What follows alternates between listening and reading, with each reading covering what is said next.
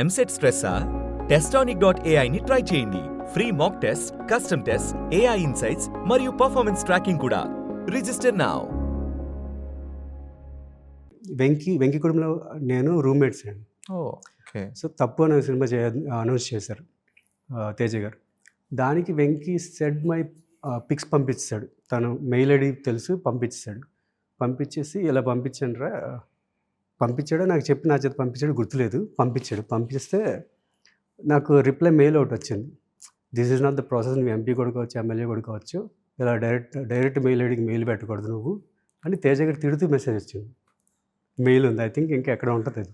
So then నేను sir ఇలా మా ఫ్రెండ్ వెంకీ పేరు మెన్షన్ చేయాలి, అలా మా ఫ్రెండ్ చెప్తే పెట్టాడు.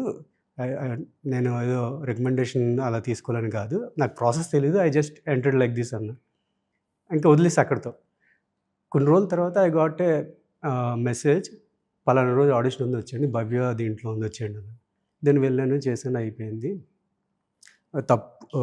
తప్పు కదా, నీకు నాకు డాష్ అనుకుంటా. ఓకే. సో నీకు నాకు డాష్ అయిపోయిన తర్వాత అప్పుడు ఇంకా ఏడీనే.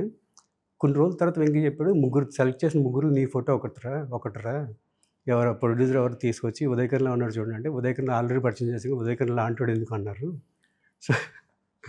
సో దెన్ అదొకటి మైండ్లో ఉంది. దాని తర్వాత తప్పుకి ఐసెండ్ ఆ వెబ్సైట్ అది లాంచ్ చేసినప్పుడు పంపించినప్పుడు వెళ్ళిన తర్వాత ఆడిషన్ అయిపోయింది, అంత అయింది.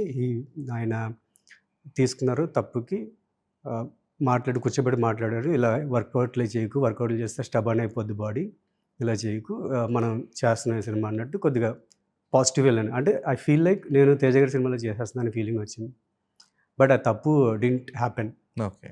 దాని తర్వాత అనుకోకుండా ఐమాక్స్లో కలిస్తూ గుర్తు చేశాను, తప్పు చేయలేదు కదా అన్నాడు అంతే.